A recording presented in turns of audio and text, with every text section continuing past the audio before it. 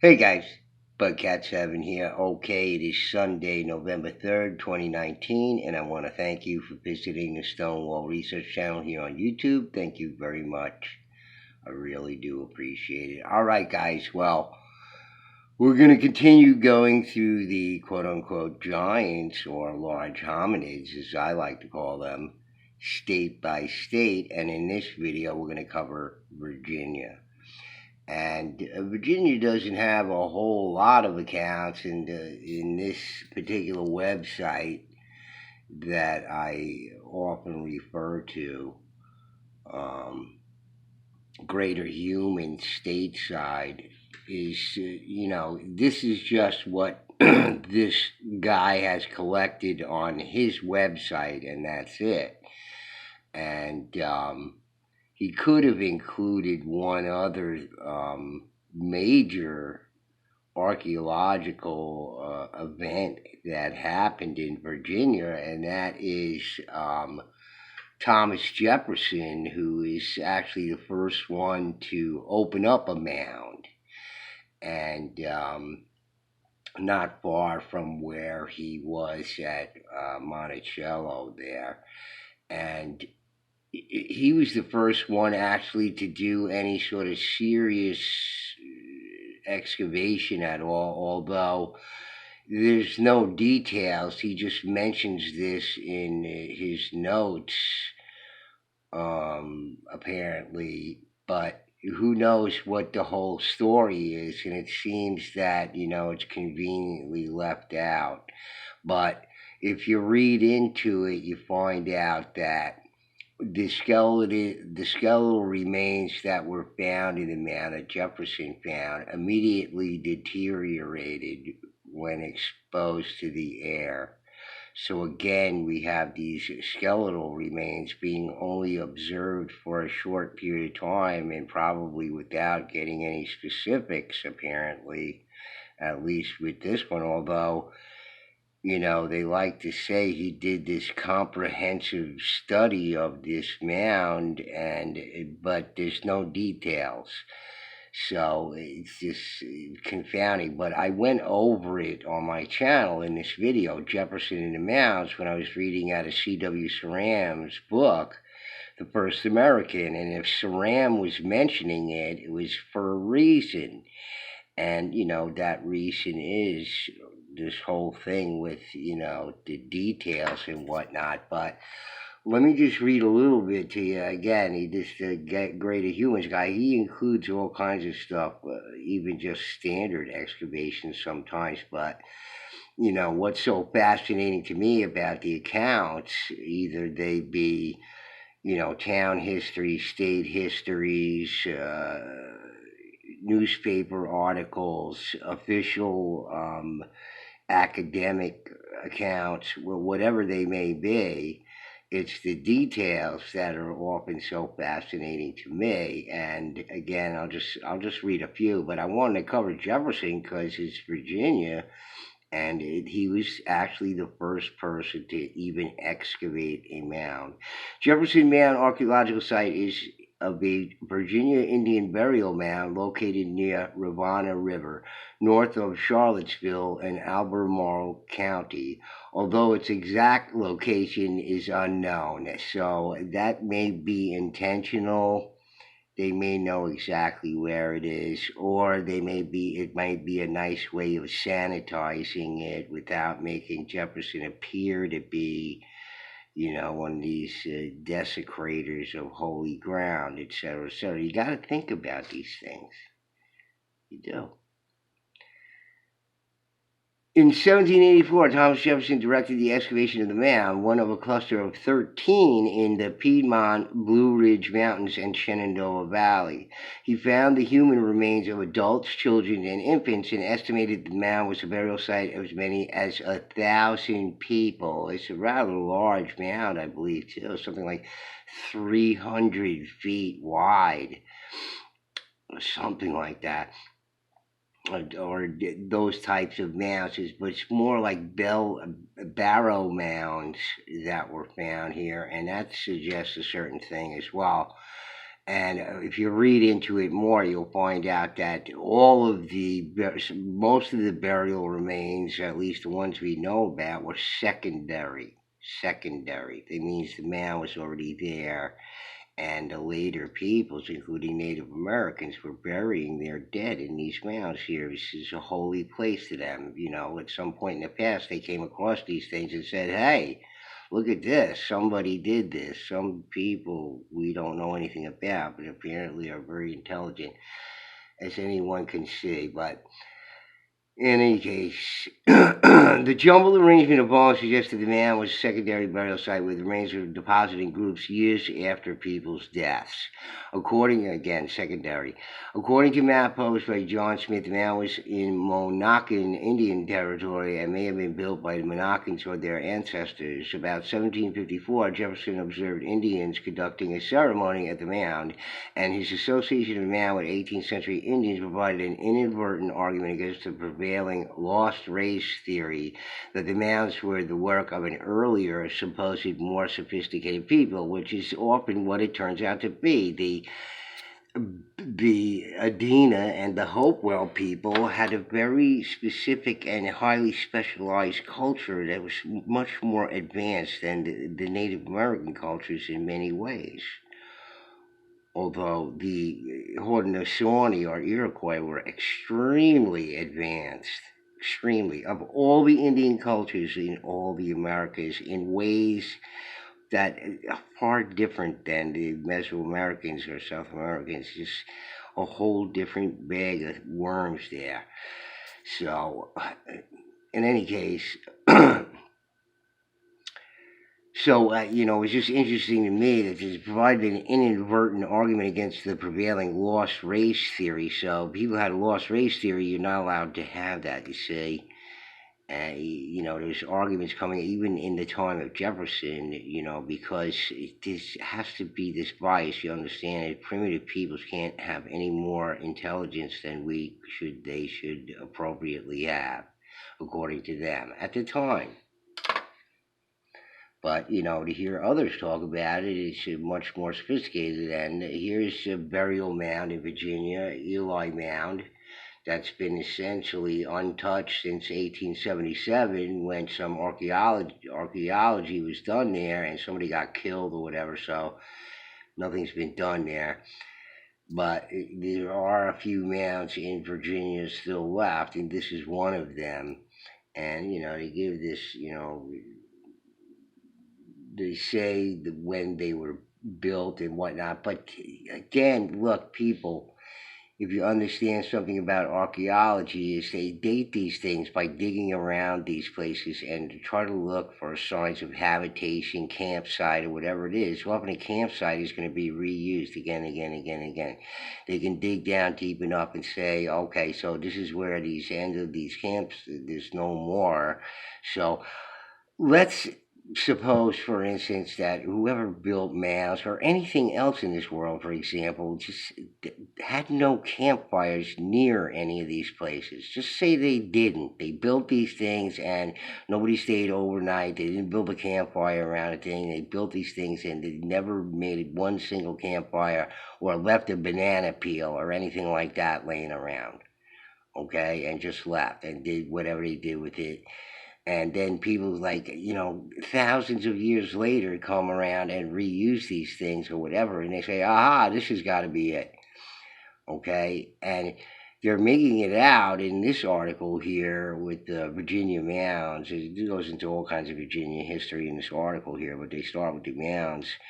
And they say that there was other things found when they did some archaeology on top of these mounds, including this one here, like nails, for example. So apparently they attribute that to the settlers that even used this top of this thing for whatever they were using it for, including cedar. So if they attribute the use of cedar to these native people, so you had to know that cedar is, uh, corrosive proof, bacteria proof, insect proof type of wood that's very sophisticated.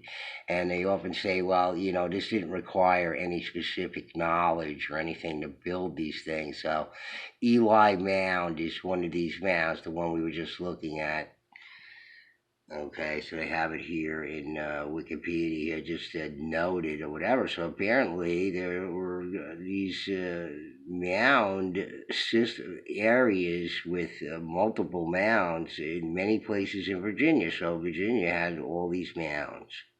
Okay, and often when you hear these accounts in these greater humans stateside here, greater ancestors, so you hear these accounts say George Washington was, that's why I was showing you Jefferson. George Washington was also included in this whole thing because apparently they came across some skeletal remains while digging a fort, Loudon.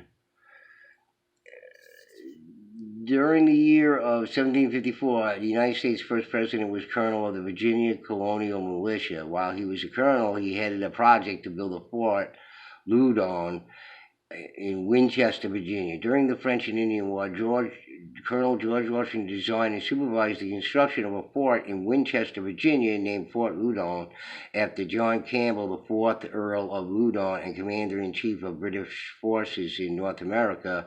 The fort was constructed to protect citizens from attack and served as a headquarters for Washington and his militia. During the excavation of the fort's foundation, Washington's men dug up skeletons which measured 7 feet in length. Okay, so not only did Jefferson involved with digging up mounds, and what George Washington came across these things while digging a fort. The first written report of such large Indians dates back to 1707 when Swiss explorer Louis Michel visited the Shenandoah Valley. Local Indians who lived or hunted in the Winchester area showed Michel huge stones thought to be sacrificial altars. He was also shown burial mounds of ancient warriors known to have been over 7 feet tall. Michel's diaries and maps relating to his adventures in Shenandoah Valley are currently stored in the Royal Archives in London. Okay, so here's this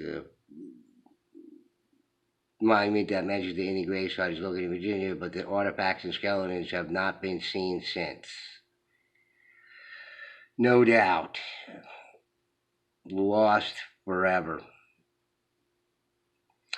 Fauquier, 2 giant skeletons. Wonderful discovery. We are informed that in making recent excavations in the upper part of Fauquier County, Virginia, very curious relics have been found in the mound, which proved to be what had long been supposed, an Indian burial place. 2 skeletons, which evidently showed there were giants in those days, with spearheads and paraphernalia found in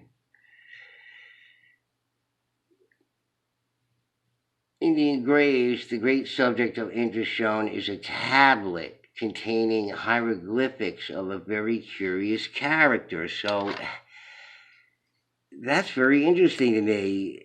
A tablet containing hieroglyphics of very good. Where? Where is it? Do they got it somewhere down in the basement there that they said got burnt up in a fire? Yeah, but it was a tablet made of stone. Yeah, well, it still got burnt up in a fire. You know how it goes. That stone burns just like wood. West Norris of that county, a gentleman has traveled very extensively in the East and who is with Glidden in his celebrated journey across the desert is of the opinion that this discovery will prove the identity of the Indian tribes with some of the Asiatic tribes and settle the question so long mooted as their origin. We are further informed that Mr. Norris will now proceed to Washington City with this tablet for the purpose of showing to Professor Henry and other savants. The result is looked forward to with no little interest. Yeah, I bet. And it just disappeared into the ether, never to be seen again because, got to stick to that Asiatic tribe thing coming across the Bering Strait because that one had to stand up for a long time. It couldn't be that there's anybody here already. So it's just an article, early article, I suppose, but it doesn't say from where. A jawbone of great quote unquote size from Virginia. A jawbone of great size of a giant human which possessed extra teeth. Very interesting. Extra teeth thing there. The enormous jaw possessed eight jaw teeth in each side, so I guess eight molars or something like that. Again, it just there's humanoids. It's guys. It's like Tolkien was not exaggerating when he imagined this thing. He just thought of the past. He's a very smart guy. He studied history, all this kind of stuff, and this is what came to his mind of a past that just would blow us away if we even knew a little bit about it. It's all the evidence is there, but of course, it's all forbidden. It's alternative and forbidden to talk about. The teeth stood transversely, and this gigantic jawbone would fit easily over a grown man's face entirely. Other artifacts were found on the Wapatomica in Virginia, one of which was a snake pipe, so a snake pipe found along with it. From the History of Virginia, 1869, Early Native Americans, Historical Collections of Virginia, 1845. Okay, from Fritz Zimmerman. Research, Nephilim Chronicles, if, Nephilim or the survivors of what was before actually more incredibly advanced society from like 80,000 or years ago or better. And then there's so many tens of thousands of years in between with this planet getting hammered. This planet got hammered. I was just watching Thunderbolts project video about electrically caused craters on the Earth, which were everywhere. And, this planet was getting hammered all the time in the past. So we're just in a relatively calm period right now. We really cross our fingers because anything could happen at any time. Read Velikovsky. Go to Thunderbolts Project. That's all I got to say. Berryville, Virginia, giant skeletons. Indian graves yield Shenandoah relics. Floodwaters near Berryville, Virginia, unearthed a 7.5-foot skeleton of an ancient human. Of course, when the human to whom these bones belonged was alive in the flesh, he would have been more like 7 feet 9 inches tall. Also, the skeleton, like some of the others found in the same area, had generally 2 to 3 times the mass as that of contemporary humans, so they were bigger in size. When they say slightly more robust, is an understatement. Okay? It's purposely phrased that way. That euphemism is purposely phrased that way to make it seem less. You see what I'm saying? Because there's only one story, guys, theirs. And, mine or anybody else's is, garbage. So, to them, because you didn't get the right sheepskins, I guess. The grave where the skeleton was found was centrally located amongst other graves, perhaps testifying to the important position in the society of the owner of these bones one held. Another find, much larger than the first, was on the farm of Felix McManus near Berryville, Virginia. This is supposed to be an old Indian cemetery, and the unearthing was done by floods when the Shenandoah River was unusually high. Practically the same sort of relics were found, including a tomahawk. The graves were grouped around a center one, which the skeleton measured 7.5 feet. So I'm imagining that the tomahawk would suit a person of that size, and it wouldn't be a little baby one. Okay, so like even your standard framing hammer is only 28 ounces, 32 ounces, whatever it is. Okay, that's because that's all a human being can really handle and what's necessary to hammer in 10 penny nails. But after swinging one all day, you find out you got to get special muscles for that. Trust me. Okay, so that's New York Times, 1924. I don't know, June 8th, I guess, 18th maybe. Looks like a typo. Okay, so last one here, because I condensed this a little bit, because some of them were repeats or just a mere mention, which is still interesting, but I can't go over everything. This is much later, 1938, and it's interesting to me what it says in this article here. They're making a correction to get to more specific information here for anybody interested, I guess. Frederick's Virginia newspaper. Not the biggest skull, though what appears to have been a misunderstanding of a reporter, newspapers have widely circulated a mistake.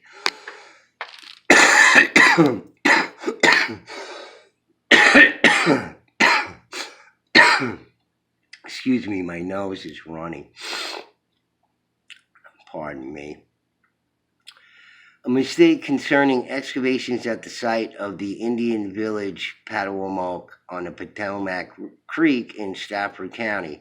The largest human skull ever found was not uncovered in the burying ground near the village. What was dug up was a human skull with the largest brain capacity ever seen by scientists. So they're making that correction. It's not the largest skull. It's a type of skull that has a tremendous brain capacity.